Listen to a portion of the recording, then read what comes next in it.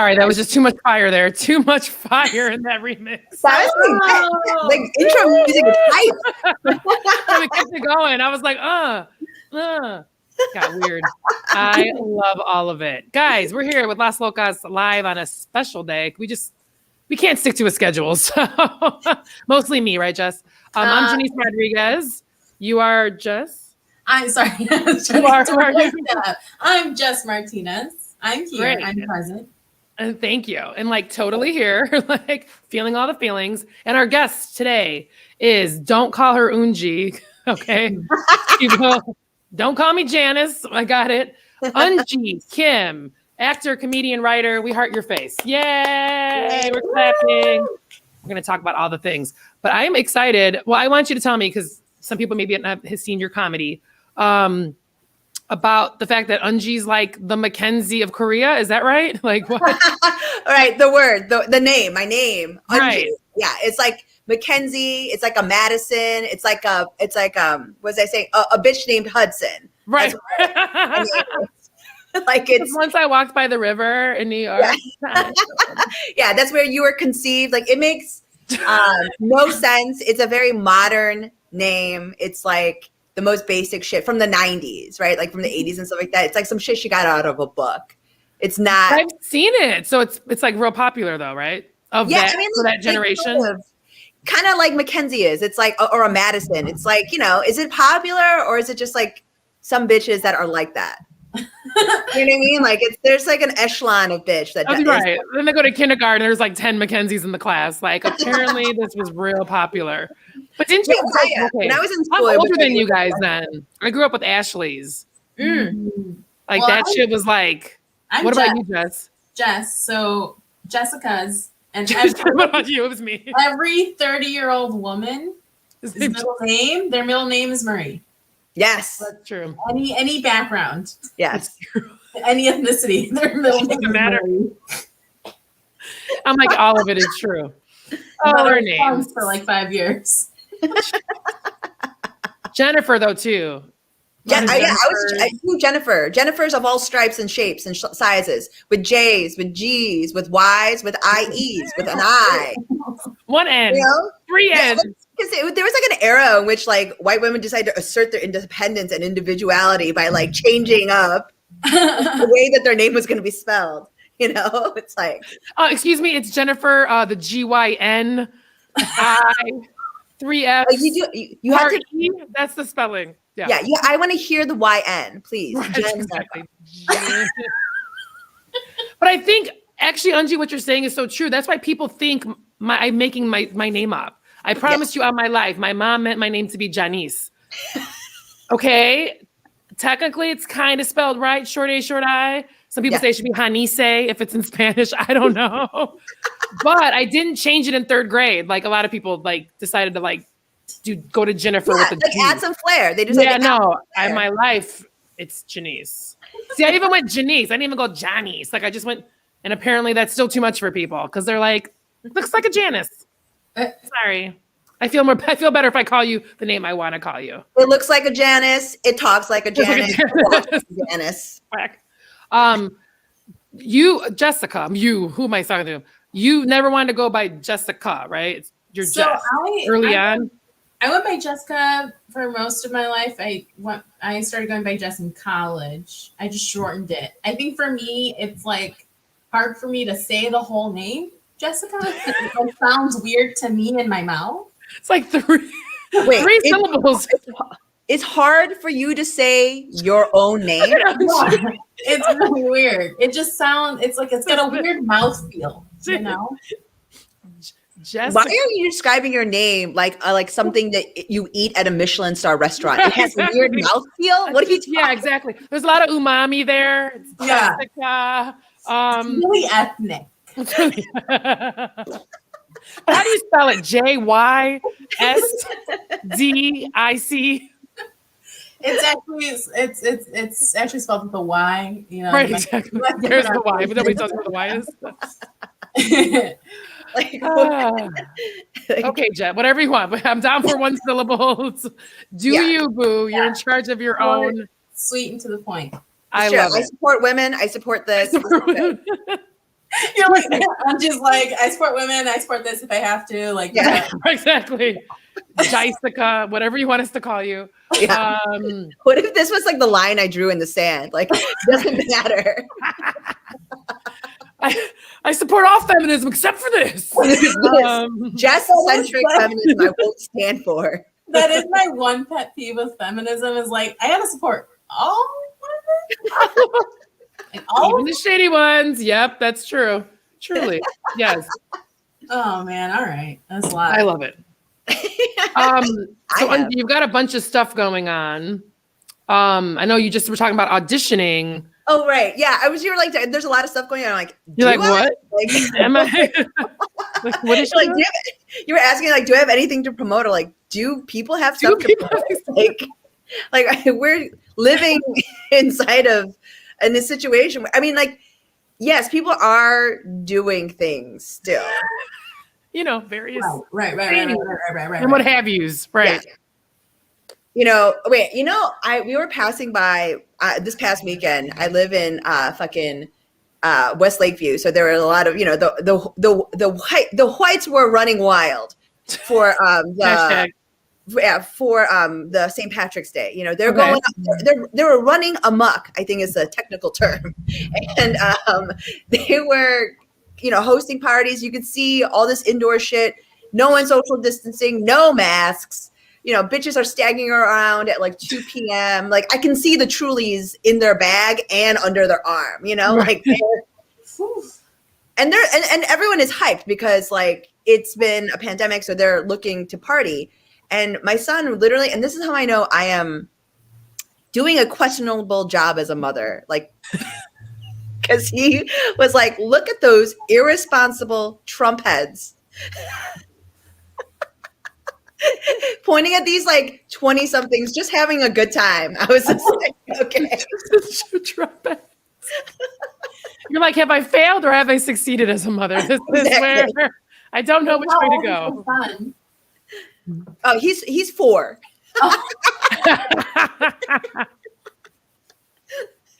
He's like reading Nietzsche right now. It's cool. Like whatever. He's like trying to come up with his philosophy on life and government. I mean, he does have a very low tolerance for like the bullshit, like the sort of SJW vibes I bring. Like we were reading this like historical atlas, and we were reading about like explorers, and he was like talking Portuguese conquest of Africa and Christopher Columbus, and I was like took a breath, and I was like, so all these people are actually really bad people, what they did when they traveled to these places.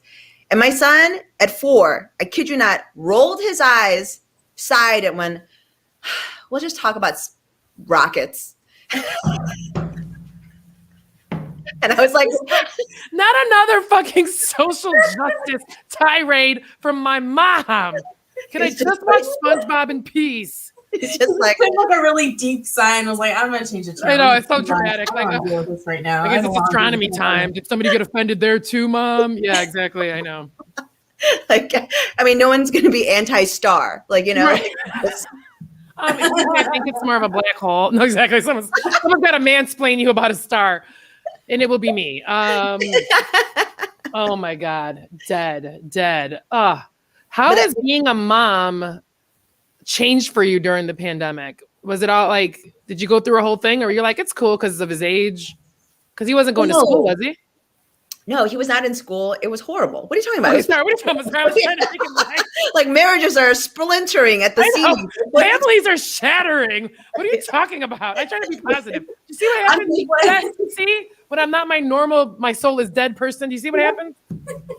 They don't like it. They like angry Janice. So this is what it is. Like, I mean, it's what I feel comfortable with, Right, exactly. Well, I even the week that I got married, I started writing an email to an email address, divorce@divorce.com. And I will open it up and pour out my feelings about why I should get a divorce. Yeah. And I send it to divorce@divorce.com. And I've done it for 10 years. And I used to do it like every other week. And during the pandemic was doing it almost every day. And, like, Just like, no, this is, I mean, I started writing a book about modern feminism called I Don't Know Where Your Fucking Socks Are. Like, how about you call your own mom? yeah, how you about call that? her. That was a chapter. That was a chapter. Remember your own parents' birthdays. Yeah, I got you. I'm not carrying this for you anymore. Right. It was very difficult, you know, like I created and spent all of like my resources and savings in order to create an outdoor area. And because my son was just digging a hole at the beginning of the pandemic, like we just had a dirt yard. So we would just send him out there and be like, get a shovel and get to digging. And like, he would do that. Stop if you hit something. Thank you. ComEd comes out. What's going on, guys? Yeah. I mean, dude, the hole got deep. Like it was like, people were like, ha ha ha. No, like it was a full-on crater. He could stand in the hole and like you could see like it would be here. Go play. Go entertain yourself. So yeah, it was outside. It did. Yeah, I mean, it radically changed. It I radically. was trying to get away from you and your talking about feminism.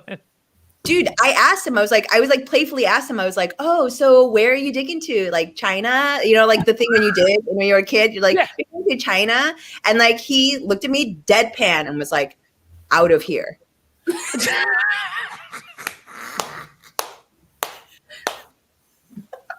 He like packed a little bag, took his favorite toy. He like, that's it. I'm out. I gotta go. Like he's like, Dad's cool. You're all right. Like, you know, I gotta go. God, it's so bad. Well, tell me this in your house.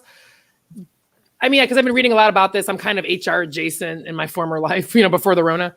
And they were saying about how so many, like, I mean, obviously divorces are 100% going to go up, but they were saying about how many people like reverted back into these weird roles that like they didn't have before the pandemic. And it was very much that like, you're the mom, you do everything. And you're like, that's not how we did it 13 months ago. Why is it, you know, did that happen to you? Look at me, drag your husband right now live. Let's do that. No, I mean, I think it was exacerbated. It was exacerbated by the fact, especially for people like us, that used to do shows all the time.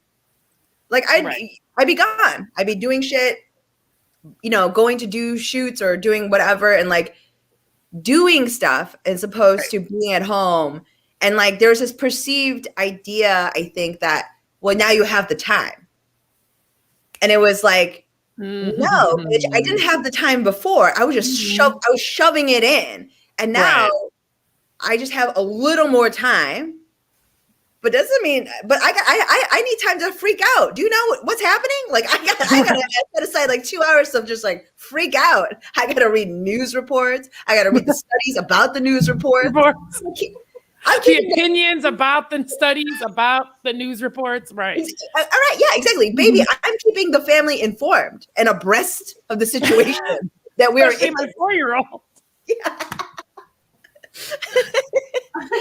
He was probably too well informed about the state of the pandemic. Yeah. He's like, is 4 too young for therapy? Is that true? I have feelings. And my mom is freaking me out. Is she? Yeah, I mean, I was always like, I mean, just, I don't know about you, about like, I'm disgusting. I'm like a very dirty, disgusting person. And like, so, yeah, I've never had like germophobia, nothing. Like I'll pick shit off the ground, off whatever, like never had issue with public spaces. And we're still alive, you know. Damn it. And we turned out fine. Pole on the L. Yeah. Yeah, I mean, actually, I'll touch it. I'll lick anything, like honestly. Hello, my 20s. You know? Hey, yo. Brought to you by Truly again. So wait, so now your mom's telling you like stop doing that, and you're like, I'm fine. Like what? And so with the pandemic, like, it's like so counter to like my natural like inclination. Like it's not intuitive to me to be careful. So like it freaks me out to be like, oh, I can't trust I guess ultimately it's good that I don't trust myself anymore because I make bad decisions. But like, in this episode of how Eunji's spirit has been broken, we discuss the 5-second rule and why. Should I eat it? Should I not? It's like an existential crisis when it happens. Because sometimes, yes, you know this. Sometimes, sometimes like a ground fruit, sometimes a ground sandwich, a floor sandwich is the sweetest sandwich. Yeah, it's a second chance sandwich. Yeah. You know? Like, Yeah, just wipe and just wipe it with love, Wipe it, blow it off, keep it on there for some seasoning. Well, you're talking about mouthfeel. You're talking about mouthfeel. No. Like, hey, baby. Like, robust flavors melding. Yes. There's no better mouthfeel than dirt and germs on a sandwich. And whatever was on that kitchen floor. Follow me for more recipes. I think you should become a food blogger, Jess. There's a space there for the 5-second rule people or 30-second rule. Yeah. Yeah. I've done some or whatever rule people. Whatever rule. No rules. Yeah. Lately I haven't been as diligent. I used to have like right here, I was like, damn, I had all the things and then like the big old thing. And as you can see, it's not really accessible anymore, but I was like real diligent about it. I used to have a fucking belt. I didn't bring packages out from outside until like it had been. And the thing is, like, none of us knew any better. We didn't know shit. We didn't know any of this stuff. And so, like, now that we were more aware, but it was just like, that's why, at least at the beginning, like, yeah, I had this. We all needed to be. I never listened to the 6 o'clock news. I never read a lot of the push notifications. Like, it's just like, oh, bad news again? Who cares? Again?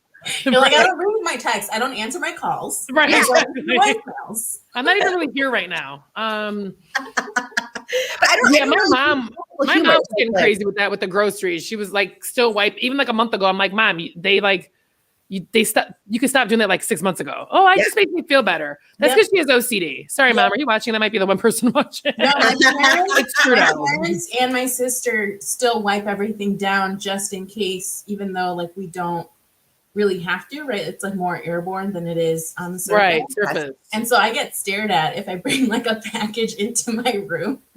And just like it's like, have you defumigated yet? Right. You're like, the Lysol's in my mouth now. But that's my thing. Like, okay, so then I'm gonna ask you guys this, because I just thought about this the other day. Well, you guys know there was like barely a cold and flu season, right? Yeah. So obviously like masks work. Like, yes. How do we feel about masks next winter? Like, baby, I'm doing it all the time. Like, I still got the flu, by the way, because of my fucking son. Did you really? My fucking son. Yeah. The fucking son. Look at my fucking son. I still got talk to me about Black Lives Matter one more time. Hachoo. All right.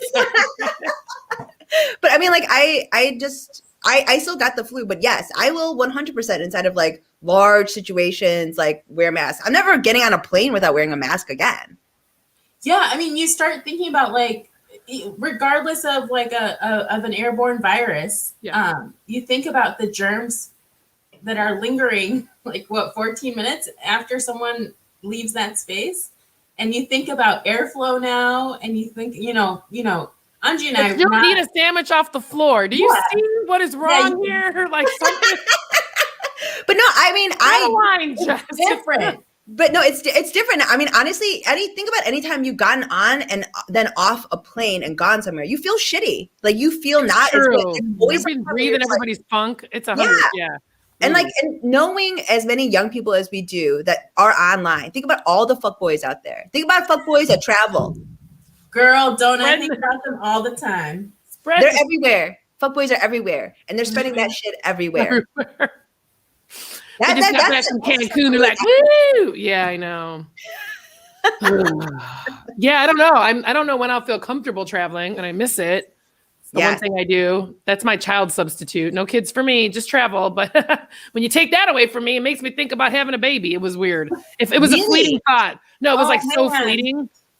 It was like, it came in and I was like, oh, and then it left so quickly. So. It was like a bird in the house. It was just delivering a message. Oh, look at it go. Right, exactly. No, your eggs are dead. Keep going. Okay. Hey. Right. Okay, so this is such a weird transition. We're trying to keep it light here, but I do like to try to talk about serious stuff when I have somebody that can speak to. And we were talking a little bit about it earlier. Obviously, yesterday we had a really big tragedy in Atlanta with the murder of 8 people. 6 of them were Asian American or Asian, and I don't know why people have been talking about this, but it's just never broken through really, I guess, until yesterday. Right. That there's been violent attacks, like all over the country against Asians and Asian Americans and Asian Pacific Islander.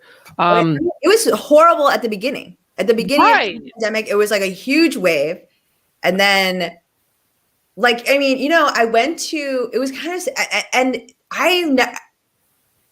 you know, post-Trump, we've all lived in a different fucking America. Post-Trump, like, if you kind of lived in like a cultural enclave, like I kind of grew up around always immigrant people. Also, all kinds, right? Like not just Korean. I grew up in a sort of like stereotypical Korean part of Chicago along Lawrence.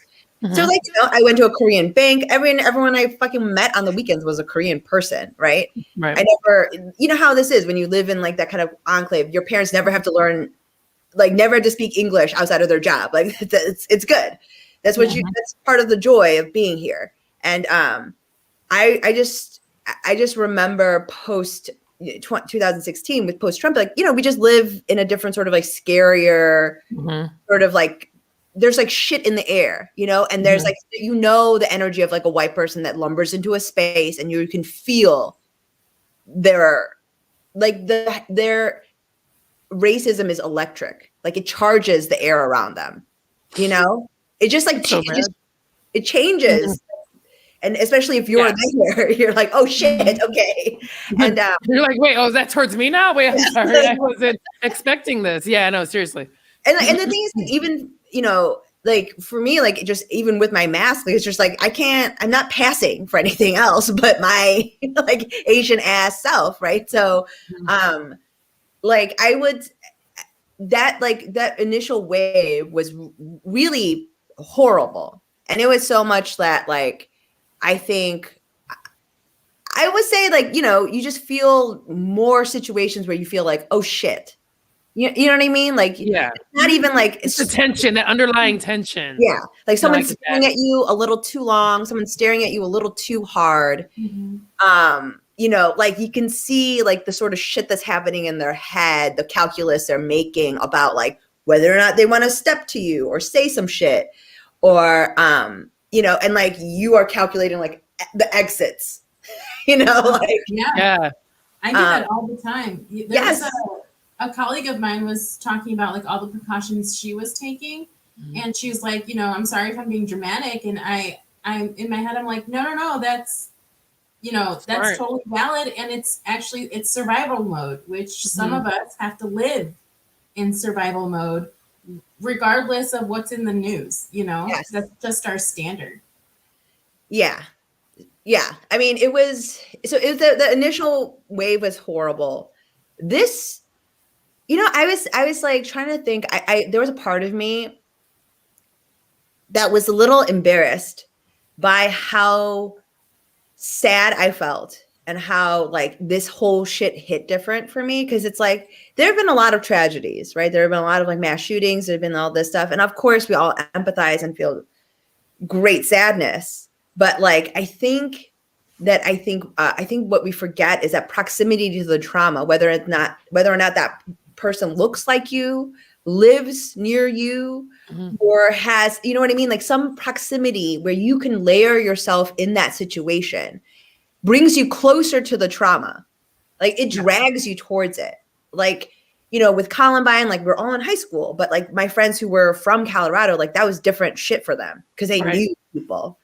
Like it's that proximity to trauma. And so it's this event and it's like all Asian people feeling this proximity to it. That's fucked up. And I was like a little embarrassed at the fact that it took this for me to feel so empathetic.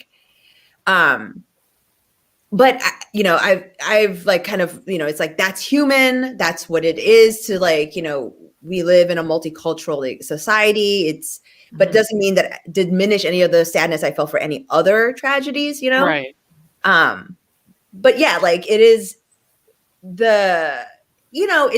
it's like the conversation that's occurring now is gonna be on some of the parts of the internet, which I've seen are fucking insane and stupid.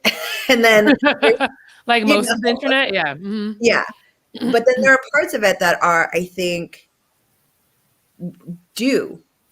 Mm-hmm. It's time. Like it's, I mean, you guys know this. It's exhausting to have this conversation one-on-one with your white friends. Yeah. Like, it's like my son. White husband. Just gonna say it. I'm joking. Yeah, I'm just saying, like, it's like my son. He's gonna take a deep breath and it's like, can we talk about something else? Because it's not like it's not on me. And I think that the fact that it's happening in the culture, it's helpful. That I don't, as an individual, feel this obligation to have this conversation. So it's happening in the culture, so like people can kind of look to it and see the conversation happening, and they don't have to come to me, and then I have to explain and relive every single time. Your trauma, and like, okay, let me make you feel better. Thanks. Right. Like every single time that some white guy has been like over sexualized me or said something, whatever, like, and again, you guys know this. It's like, even as women, instead of comedy in particular, there's a lot of times when they're like, there's a lot of this like scapegoating because they think that white men particularly think that like certain avenues are now closed off to them because it's only because of this like liberal media that wants women of color and like these POC voices to rise. And it's like, as someone who is like proximity to that world is like, I know these rooms. Mm-hmm. Most of these rooms are still white. Most of these 100%. Rooms are still male. Things aren't changing. Like people are making it seem like back to our earlier converation. Like I can't today, everything's just we're swapped with diversity and inclusivity. It just happened today. No. Yeah. And half of it, we were talking about earlier, half of it's bullshit. So much of it is bullshit. And it's like, so the conversation happening is good. It's healthy, and it's like a constructive way to move forward. But, it's like, I don't know how, I think some of it is like all this stuff happened, you feel sad. And then at the end of the day, then you still have to go to work. You have to do things. You have to get up. You have to make breakfast. You have to eat. You have to, and so, I think inside a pandemic, these things hit different. Oh, yeah. Because there's nowhere to go. Mm-hmm. There's literally nothing to do unless you're an irresponsible Trump head. But like, 55 people in a 1-bedroom apartment. Just come on, guys. Ain't St. Patrick's Day unless we're all puking. Yeah, no, and I do think though that this has been completely under-reported on. Like, I don't know why it's taking this. I feel like it was like trickles, but then if you're looking at stats, like they were saying there was like 150% up in like hate crime investigations and reporting, like, but for some reason we just weren't seeing it consistently. And I'm like, is that the media's fault? Like, what? I mean, obviously there's storming of Capitol. I get it. You're almost like we're fighting for attention of what's fucked up. Like, do you know what I mean?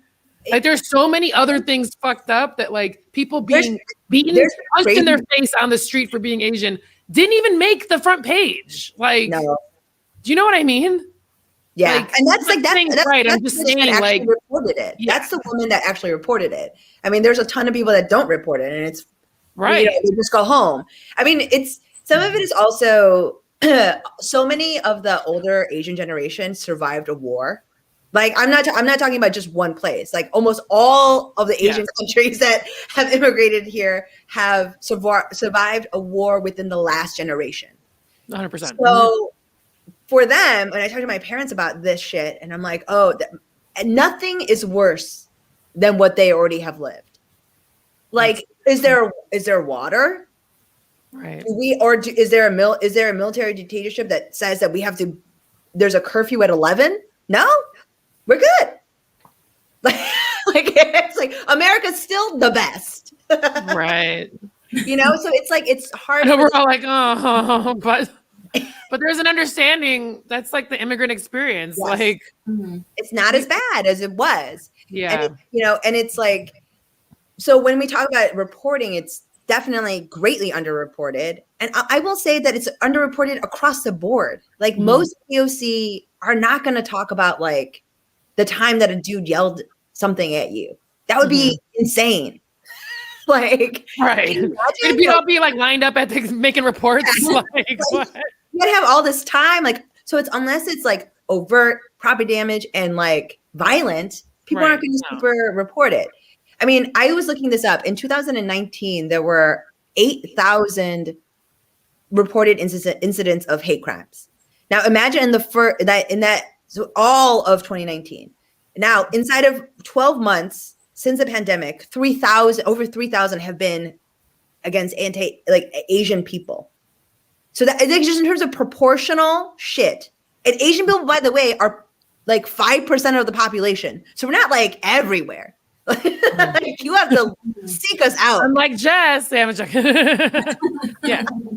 Like, so when you consider that plus how underreported it is, it's like, oh, right. How much more is it? Right. What's the real number? Oh, I'm sad now. Jeez. Yeah. Well, I've been doing it. I hate for you to do this heavy. Yeah. And I hate for you to do this heavy lifting for us, but we have a few viewers and we kind of share this around. Like, what can the average person do right now? Do you feel like is impactful? Is it just spreading the word, aligning with an organization? Like, I mean, is there anything tactical we can do? I mean, honestly, I think, yeah, sure. Donate. There's a lot of places now that, very specific to the Asian community in Georgia, which is sizable now. So that's like the other thing. It's like Asian people helped tip Georgia very recently in the elections there.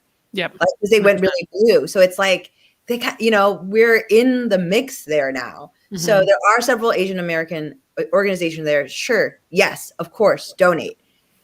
I would say if you're not in a position to do that, I think it's the same thing that happened during BLM. It's like, or continuing to happen during this time. It's like, just examine your own shit.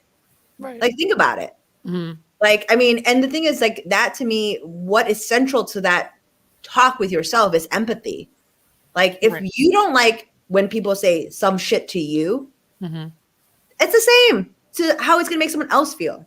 Right. When you discount their experience, when you discount and generalize, it's like, but the thing is, this. It's like, once you know someone, you will overgeneralize, like, because their shit. Like, it's fine. But it's like, when it comes from a place of ignorance, right? That's the hurt. And I think that's it. Like, that's like work you got to do for yourself. Like, if I don't, I can't come into your mind and be like, okay, so can you not? Right. Can you not think this about Asian people? Or like, can you not think this about Black people? Can you not, that's like, that shit you got to do. They were only that easy. Round them up. Let's go. Yeah, no. Like, this is not, what's that Jim Carrey movie with, where he fixes his brain? Eternal. Yeah. Inside of a spotless mind. There we go. Well, that's not right. But, it's not like this. It's like this, it's more a matter of like having a hard conversation with yourself. And like pointing out, I mean, I've certainly had to do it this past year. I had to do it in the past 2 years, and I will even say, and if there are any Asian people listening, it's like you still have to do that work too. Yeah. Like, I had to certainly do that with my own experience about microaggressions and like being like, oh, that's actually not a big deal. My experience as a woman, that was actually, and I'm 38. So like, as an older woman, like, there's so much of my experience that you just have to be like, that was a part of the game. That's just that's just how you do that sometimes. I've had to check myself. Yep. Yeah. Like, that's just how it was back then. I'm like, wait, no, that's not right. Yes. And then and expecting younger women to be like the same. And I had to check myself about that, like a lot. And that's the conversation. No one is not well informed enough to know themselves. Like, you don't need to be this plugged in. You would have this conversation with yourself. Right. Like, it's just central, like being kind, being understanding, listening to people. Like, that's the shit that makes your family better. Like, these are not stupid, only applicable rules to like being a liberal person. This makes you a better person. Yeah, like, just be nice, dude. Like, yeah. it's just Stop being a shitbag. 101. Let's go on. like it'll make you probably get laid more. Like, you know, and it like period. See? I'm really selling it. You're selling it, right? Just attach it to sex. And they're like, oh, is that what I got to do? Okay. Wait, be nice and understanding? Well, if I knew it was that simple. Listen. So the guy hanging up right now just stops like, what? But I know, I was like, taking notes, guys. Dropping knowledge. You guys have a PowerPoint of this after the show? Do we have? Well, I'm glad we can laugh about it. We get it. I mean, shit's tough right now, but we're getting through. I'm seeing the light, I hope, at the end of the tunnel.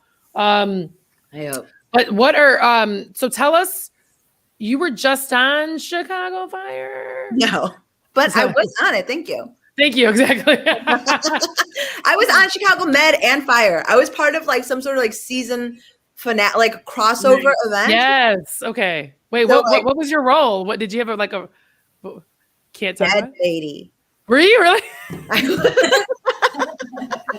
I was No lines, apparently no lines. I had several lines. Okay, and then you excuse me, get it straight. I had I was a girl, like a college student. This is the other part of that's great about like white people. Like they have no idea what people of color are supposed to look like. Like Right. I played Like, I'm 74. Okay, you're in high school, and right. I played a 19-year-old college student, Oh, you can pull it off though. and I was 37 years old at the time. Like I was older than everybody on the set. So, you know, You're like, back in my day, we didn't even have a cell phone. Right, exactly. like I'm just like only talking about Kurt Cobain. Like Exactly. They're like, who? My grandma likes them. Yes. Them. Right. You're like, it's not a them. It's okay, cool. So dead lady. So somehow you're in high school, some shenanigans ensue, you end up dying. Is that pretty much? I contract a bacterial, some sort of like contagion, bacterial skin-eating virus, bacteria. And there's like the city has pre-Rona. Geez, some foreshadowing there. Damn. Yeah. So I get a skin-eating, like flesh-eating bacteria. It like infects the city, and I'm like the patient zero for it. So yeah, bitch, I was central to the whole episode. Now I think they would recast that. Am I right? Like we're not. Holy shit! Who did that? Oh, damn. This is not good. This was 2017. Okay. That did not age well. Holy 2019. It's too close, man. It's too close. Yeah, I didn't realize the role I played in this anti-Asian hate that's now. Fuck. Shit. Okay, see, I'm doing some growing too. Exactly. We're all learning. I was Oh, like, we went past from that. compassion to I am so sorry. Yeah. Right, exactly. How do I? Oh.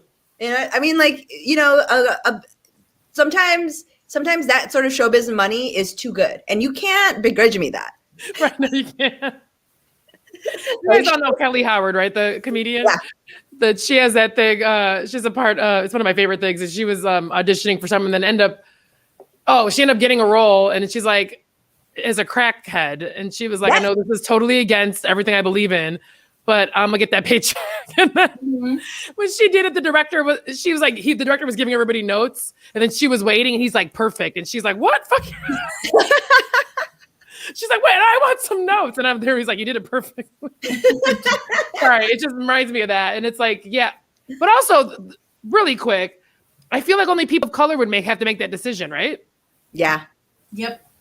Yeah. Like- I mean, unless like there was like like the white person needed to play like David Duke, or like, you know, like some sort of like KKK No, member. they get an Oscar for that. They would I get an feel like, Oscar. no, yeah. I feel like that. Ooh, that's hard. I'll do it. But Look it's at how so he became hard. the character, method acting. Oh, Yeah.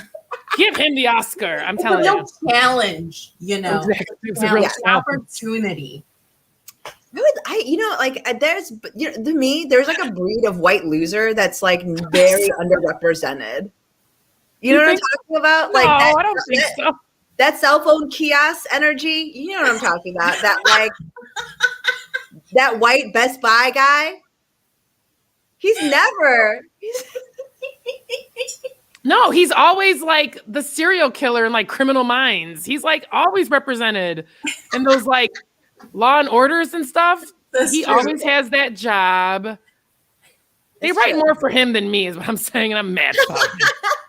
I want to get the role of a white loser from. You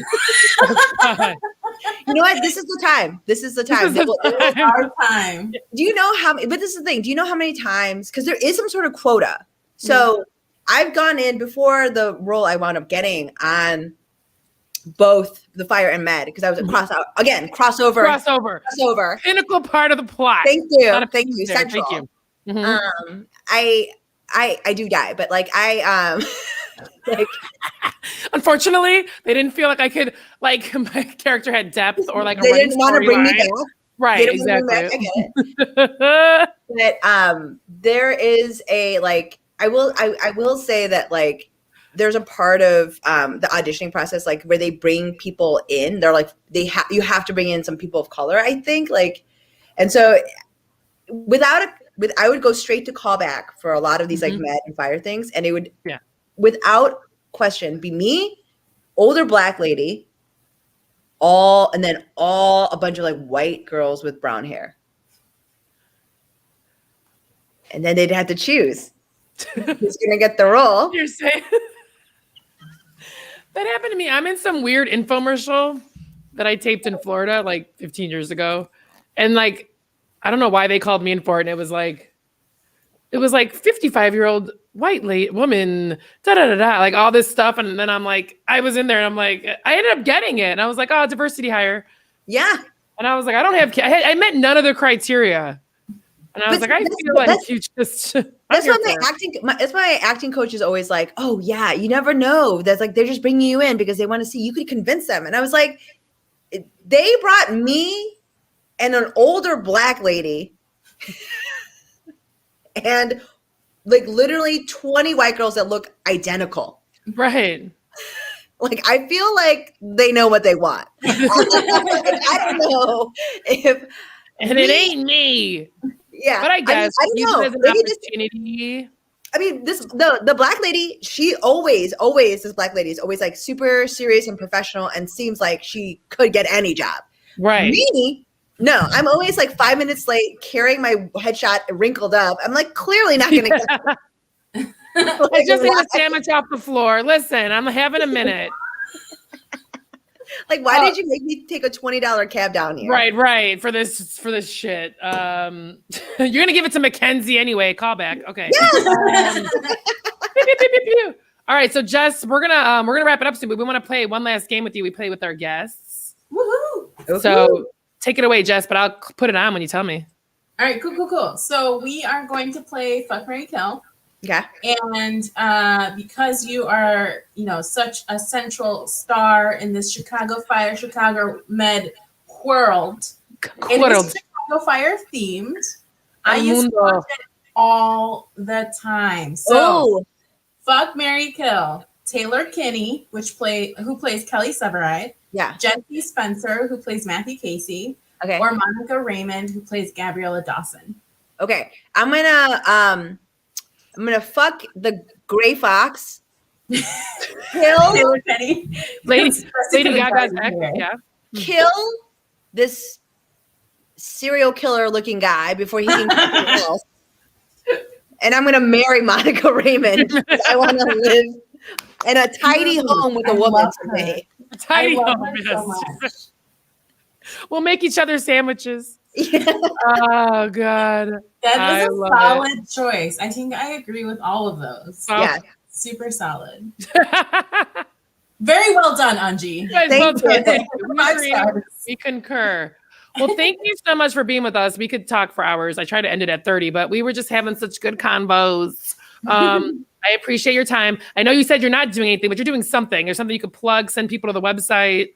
Yeah. I'm actually doing them. Yeah, exactly. I'm going to be doing a show outdoors called It Will Be Okay. Sounds really convincing. Okay. Yes.